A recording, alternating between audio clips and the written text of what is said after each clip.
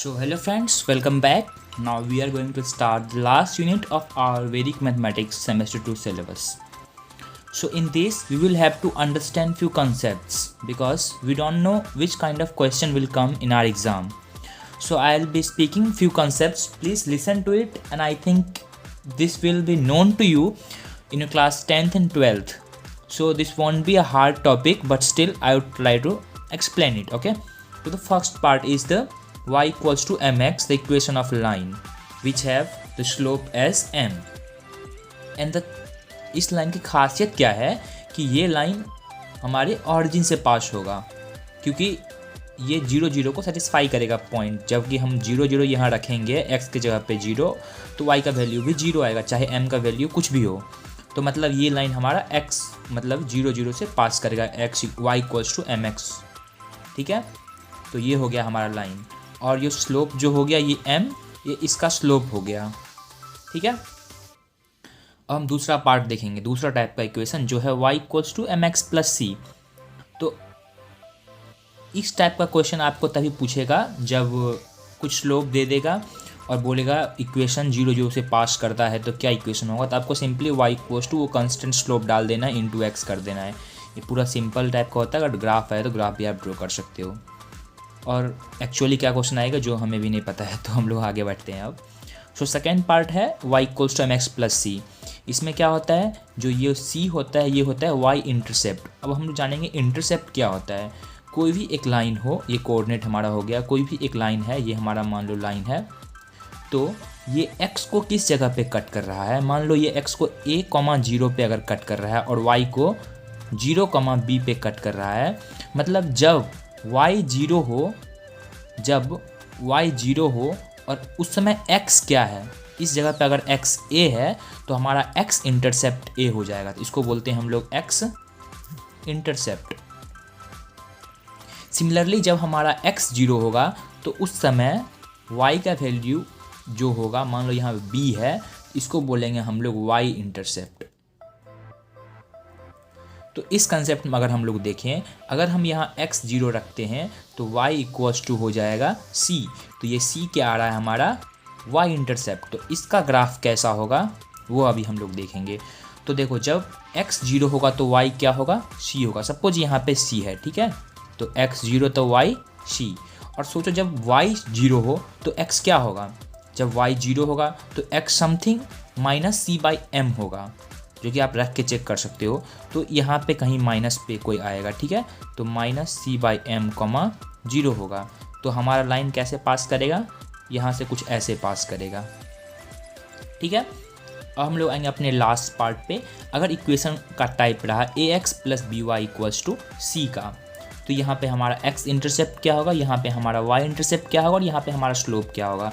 In the earlier case यहाँ पे जो x का कोफिशिएंट था वो स्लोप था. ठीक है, तो यहाँ पे स्लोप निकालने के लिए हम लोग क्या करेंगे, एक तो ये कर सकते हैं कि इस इक्वेशन को हम लोग इसमें ट्रांसफॉर्म कर सकते हैं. वो कैसे कर सकते हैं, तो B Y equals to C minus A X, और तब हम लोग यहाँ से निकाल लेंगे y equals to C by B minus A by B times of x.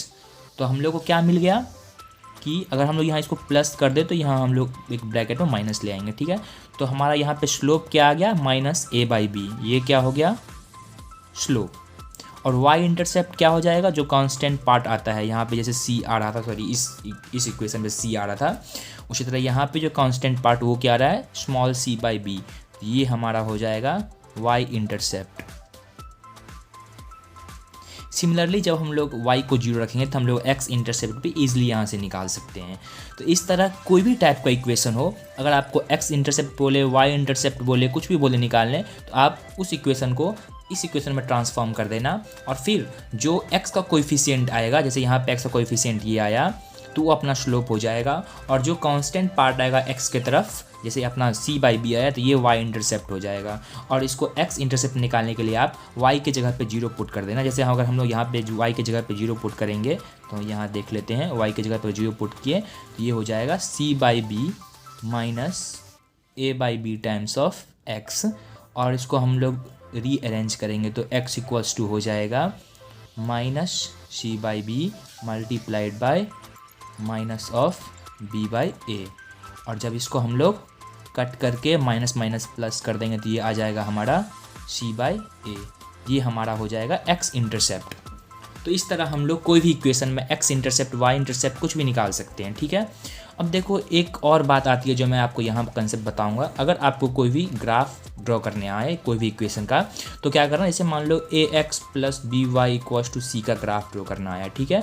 तो पहले आप एक बार एक्स को 0 मान लेना। तो जब हम लोग एक्स 0 मानेंगे तो वाई हमारे पास आ जाएगा सी बाई बी।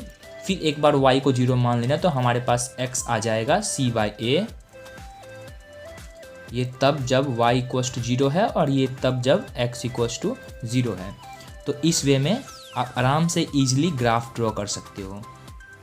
जैसे जब x 0 है तो y c बाई ए है, तो यहाँ पे कहीं c बाई बी है, आपको वहाँ पे कोई कांस्टेंट आएगा तो आप उस कांस्टेंट के पास यहाँ डॉट डालिएगा और वहाँ पे लिख दीजिएगा 0, सी बाई बी, जो भी कांस्टेंट आपको वहाँ एग्जाम में आया, ठीक है। और जब हमारे पास ये आया y 0 है, y 0 कब होता है, x एक्सिस पे 0 होता है y, ठीक है। तो y 0 यहाँ पे कहीं होगा जहाँ पे c बाई ए हमारा x कोऑर्डिनेट हो जाएगा, ठीक है, c बाई ए 0। तो इस दोनों पॉइंट को जब आप मिला दीजिएगा तो आपका ये लाइन मिल जाएगा। तो इस तरह आप कोई भी इक्वेशन की लाइन आराम से ड्रॉ कर सकते हो एग्जाम में अगर ड्रॉ करने को आया।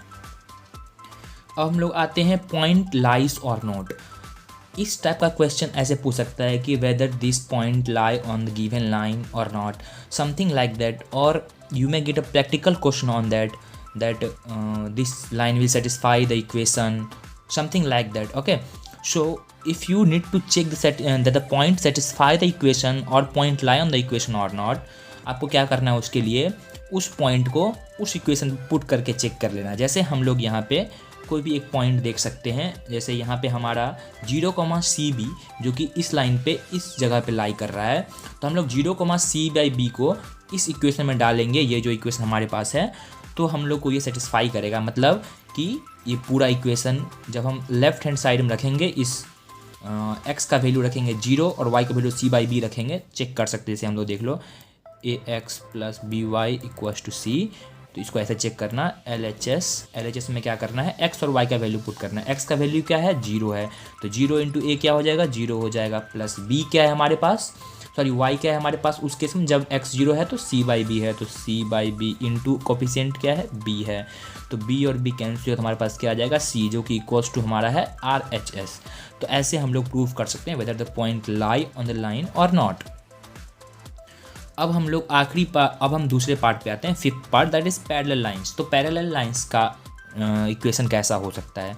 अगर कोई एक लाइन है y equals to M X plus C के फॉर्म में, तो इसका पैरेलल जो लाइन होगा उसका भी स्लोप m ही होगा, मतलब वो भी कुछ इसी फॉर्म में होगा, y equals to M X plus, now constant में change, it might be C not, it might be C1, it might be C2। तो हमारा कांस्टेंट अब बस चेंज होगा अगर सिर्फ पैरेलल लाइन की बात आती है तो जैसे अगर इसका हमारे पास ड्राइंग आया, तो अगर हमारे पास ये हो गया y equals to M X plus सी, this might be y equals to M X plus C1, this might be y equals to M X plus C naught. So in this way we can draw the graph of parallel equations. So these will be the parallel lines where you will get the same slope. Like if you have to check that the two lines are parallel or not, so they will have their slope same. That is x का coefficient same हो अगर आप उस equation को इस form में लिखते हो। और पहले से अगर बोला है कि इसके पैरेलल एक लाइन ड्रॉ करो, तो क्या करना है आपको, मान लो हमारे पास एक इक्वेशन है y equals to 5x plus 6, okay, और हमें बोला गया कि इस लाइन के पैरेलल एक लाइन ड्रॉ करो, ठीक है। तो हमें क्या करना होगा, y equals to 5x plus C, okay. तो हमारा लाइन क्या आ गया, बस हमारे को क्या करना है, हमारे को कांस्टेंट बस चेंज करना है यहाँ पे, बाकी सारा चीज़ सेम का सेम आ जाएगा। अगर इक्वेशन आपको इस फॉर्म में है ax plus B Y equals to 6 something like that, then again if they are asking that please find a parallel line to this, then again what you have to do is that you can convert this line into this form, okay, that is the easier way because I have made you understand in this way। तो आप लोग क्या करना है, इसको इस equation में change कर लेना है और फिर उसी फॉर्म में हमको दूसरा y इक्वल्स टू जो कांस्टेंट होगा, जो कोफिशिएंट होगा x का, उस फॉर्म में लिख के ये 6 की जगह पे c लगा देना है या फिर कोई और कांस्टेंट लगा देना है, ठीक है, वो उसके पैरेलल होगा। और अगर इस वे में अगर आपको कोई कंडीशन दे रखा है कि ऐसा लाइन बताओ जो इसके पैरेलल हो और पासिंग थ्रू को एक पॉइंट हो 2,5, ठीक है। तो आपको क्या करना होगा, फिर 2 को रखना होगा x की जगह पे, 5 को रखना होगा y की जगह पे, उससे आपको कुछ c आ जाएगा। जैसे अगर हम लोग यहाँ पुट करेंगे तो 2 के जगह पे व x की जगह पे 2, तो क्या हो जाएगा, अगर क्वेश्चन आया कि write equation of line which is parallel to this given line and passing through 2,5, then we will write y equals to 5x plus c. This will be parallel to this line, and now this should pass through 2,5, so we will write 5 equals to 5 times of 2 plus c. So c will be equals to 5 minus 10, that is equals to minus 5. So the equation of line will come out to be y equals to 5x minus 5. So in this way you can solve the questions. Okay, so now we will move to the next part of it. अब देखिए हमारे पास ऐसा भी question आ सकता है कि आपको एक पॉइंट दिया रहेगा और उसका स्लोप दिया रहेगा और तब उसका इक्वेशन लिखना होगा। जैसे कि मान लो हमारे पास स्लोप दिया हुआ है, स्लोप को हम लोग m से लिखते हैं। स्लोप दिया हुआ है मान लो 5 और पॉइंट दिया हुआ है मान लो 3,2। तो ये 3,2 से पास कर रहा है और स्लोप 5 है। तो ईजिली हम लोग कैसे लिखते हैं इक्वेशन को, इस टाइप की इक्वेशन को। तो हमारा इक्वेशन होता है y minus y1 equals to m times of x minus x1। तो इस पॉइंट को हम लोग क्या मानते हैं, x1, y1। ओके, तो हम लोग क्या लिखेंगे, y माइनस y1। y1 क्या हो जाएगा हमारे पास 2, तो y minus 2 is equals to m क्या हो जाएगा हमारे पास 5, तो 5 times of x minus x1 क्या हो जाएगा 3। तो इस वे में हम लोग इक्वेशन को इजीली लिख सकते हैं, ठीक है। ये हमारा प्रीवियस मेथड भी ऐसा ही था 11th 12th में, अभी भी वैसा ही है लगभग। जो हमारा चेंजिंग है वो हमारे 2 पॉइंट्स फॉर्म में है। जो पहले हम लोग लिखते थे लगभग वैसा ही है, बस उसको कुछ अलग वे में समझाने का तरीका बस इसमें अलग है और कुछ नहीं है बड़ा बात इसमें। तो हम लोग उसको देखेंगे अब, ठीक है। तो पहले हम लोग जब 2 पॉइंट फॉर्म का इक्वेशन आता था हम लोग क्या करते थे, तो हम लोग का पहले होता था y minus y1 equals to, यहाँ पे हम लोग स्लोप लिखते थे जो कि होता था y2 minus y1 by x2 minus x1 times x minus x1। Okay, ये हमारा प्रीवियस वे था, अर्लियर वे। ओके, तो अभी हम लोग इसको याद रखना कि ये स्लोप होता है। स्लोप का इक्वेशन क्या होता है, y2 minus y1 by x2 minus x1। आपको ऐसा क्वेश्चन पूछा जा सकता है कि find the slope between the 2 point. अगर 2 पॉइंट दिया हुआ है तो उसके y के कोफिशिएंट, y के कोऑर्डिनेट का डिफरेंस डिवाइड बाय x के कोऑर्डिनेट का डिफरेंस निकाल देना, वही आपका स्लोप आएगा, ठीक है। तो अभी हम लोग डिस्कस करेंगे कि कैसे हम लोग अब 2 पॉइंट फॉर्म के क्वेश्चन को सॉल्व करेंगे। तो हमें यहाँ क्या करना है, सबसे पहले हमें x का कोफिशिएंट और y का कोफिशिएंट फाइंड करना है। आप लोग को दिमाग में क्या रखना है, ax plus by equals to c। तो हमें इस फॉर्म में इक्वेशन को लिखना है। तो हमारे पास a क्या होता है, x का कोफिशिएंट। तो a फाइंड करने का तरीका क्या है, आपको इसको स्टेप फॉर्म में लिखना है कि step 1 we have to find the a value of a that will come as the difference of the y coordinate. So this will be 4 minus 10 come out to be minus 6. Again we have to find the b, that is coefficient of phi. This will be our second attempt, so we will write there in language that now we will find the coefficient of phi in our second step, and that will be the difference of x coordinate. So this will be 3 minus 8, this will come out to be minus 5. In the third step we will find c, that is the constant part, and there is some way that we say it as 3, 4, 8, 10. So these are said as mean values and these are said as extreme values. Okay, so what we have to do is that we will multiply the mean value and subtract the extreme value from that. So this will be 8 into 4 minus 10 into 3. This will come out to be 32 minus 30 equals to 2. So the equation of line will come out to be minus 6x minus 5y equals to 2. So you may write it as 6x plus 5y equals to minus 2. So in this way we can find the equation of line passing through 2 point by Vedic mathematics, and the method is known as transpose and adjust. Okay, So now we will do the last part of straight line, that is the finding the equation of line perpendicular to a given line that passes to a given point through a given point 2, 1.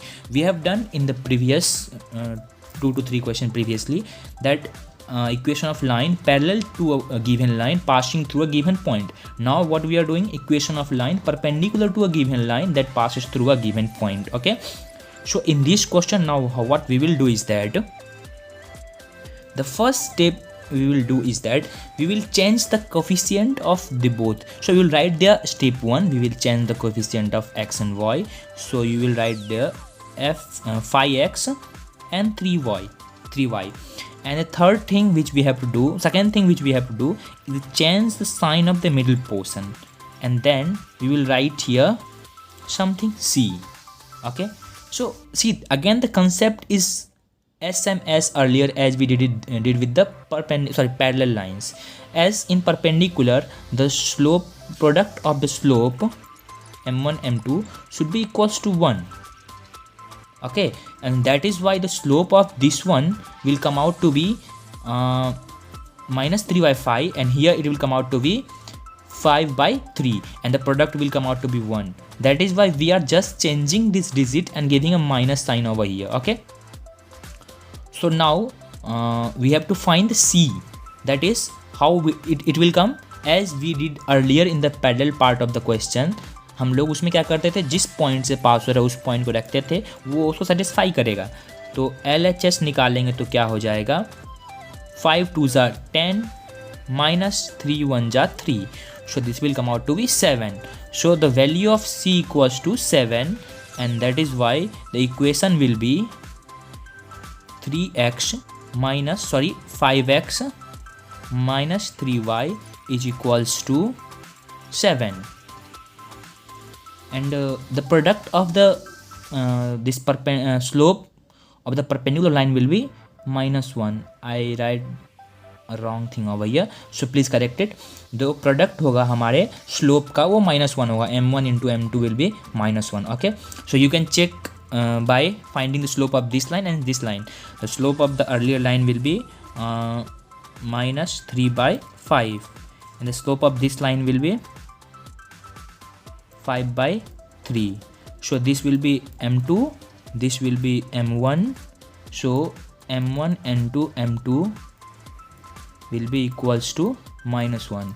So hence the answer which we got is correct. Okay, so with this we came to the end of the straight line part of Vedic geometry. Hope you liked the video. Please hit the like button and subscribe the channel. Thank you very much. See you soon.